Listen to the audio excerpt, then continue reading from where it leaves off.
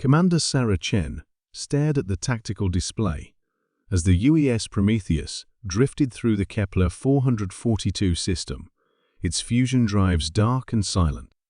3 hours ago, they had been humanity's most advanced deep space exploration vessel. Now, according to every diagnostic system still functioning, they were dead in space. The attack had come without warning. The Zephyrian vessel's sleek, crystalline constructs that seemed to bend light around their hulls had materialized from quantum fold space with surgical precision. Their weapons hadn't been designed to destroy, that much was clear from the aftermath. Instead, they had methodically targeted specific systems with exotic particle beams that left molecular-level disruptions in their wake. "Status report," Chen commanded, her voice steady despite the gravity of their situation. Chief Engineer Marcus Reeves pulled himself through the zero-gravity command center, his magnetic boots clicking against the deck plating. "It's ingenious, Commander. Diabolically so. They didn't just disable our systems, they corrupted the quantum field generators that regulate our antimatter containment.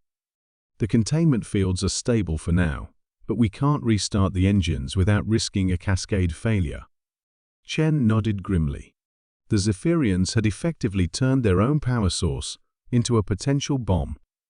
One wrong move, and the Prometheus would become a brief, brilliant star in the cosmic darkness.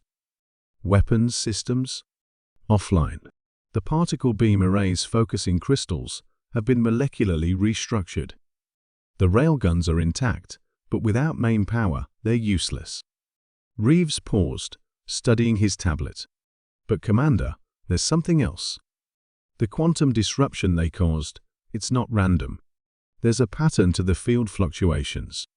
Dr. Elena Vasquez, the ship's xenophysicist, drifted closer. "The Zephyrians are known for their mastery of quantum mechanics. This attack pattern suggests they wanted us alive, but helpless. Probably for study." Chen's jaw tightened. Humanity had only recently joined the galactic community, and their technological inferiority was a constant source of tension. The Zephyrians, as one of the older species, viewed humans as little more than curious primitives. "They underestimated us," she said quietly. "Marcus, show me those field fluctuation patterns." The holographic display materialized between them, showing the quantum interference cascading through the ship's systems in waves of blue and gold. Chen studied the patterns, her mind racing through possibilities. These fluctuations, they're not just disrupting our systems. They're creating quantum entanglement channels between our antimatter containment and the ship's hull plating. She turned to Vasquez. "What would happen if we could control that entanglement?" Vasquez's eyes widened. Theoretical quantum tunneling on a macroscopic scale. But the energy requirements would be, she stopped, understanding dawning. "The antimatter. You want to use our own power source as a quantum catalyst." "Exactly. Marcus, can we reroute the containment field through the hull's quantum channels? Instead of containing the antimatter, we use it to create a ship-wide quantum field generator." Reeves was already running calculations on his tablet. "It's possible, but insane. We'd essentially be turning the entire ship into a quantum weapon. The energy output would be galactic scale," Chen finished. "The question is, can we control it?" The next 6 hours saw the crew of the Prometheus perform what would later be called the most audacious feat of human engineering in recorded history. Working in teams, they began systematically rewiring their ship's quantum architecture. The Zephyrian attack had left them with a unique opportunity. The exotic particle bombardment had created quantum coherence pathways throughout the vessel's structure. Using these pathways, they slowly began to extend the antimatter containment field beyond the engines, threading it through the ship's hull like a massive three-dimensional circuit. The process was painstaking and dangerous. One miscalculation would vaporize them instantly. "Field extension at 60%, Reeves reported, sweat beading on his forehead despite the cold. quantum coherence holding steady. Vasquez monitored the exotic readings from her station. The entanglement is propagating through the hull matrix. Commander, we're approaching critical mass for quantum field projection. Chen watched the energy readings climb to impossible levels. The Prometheus was no longer just a ship, it had become a massive quantum lens, capable of focusing antimatter energy through space-time itself. Zephyrian vessels detected, announced Lieutenant Torres from the sensor station. 3 ships, approaching from Vector 77 Mark 12. Same configuration as before. Chen smiled coldly. Perfect timing. All stations, prepare for quantum field projection. Target the lead vessel.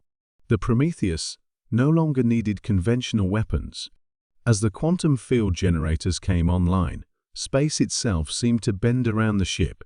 The Zephyrian vessels, confident in their technological superiority, approached with the casual arrogance of predators cornering wounded prey.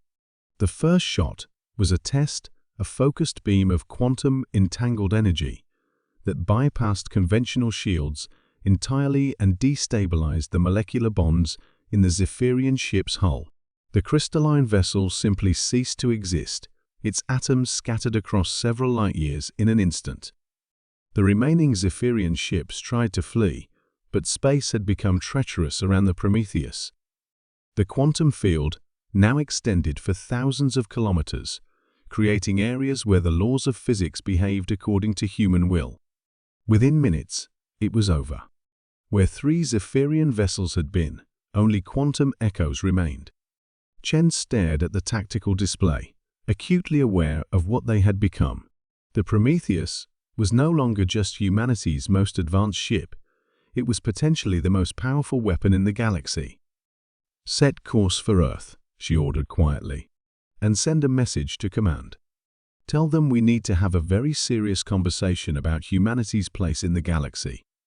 As the Prometheus engaged its new quantum drive systems, folding space around itself like origami, Chen reflected on the irony. The Zephyrians had sought to cripple humanity's ambitions among the stars. Instead, they had given humans the keys to galactic supremacy. The age of human inferiority was over.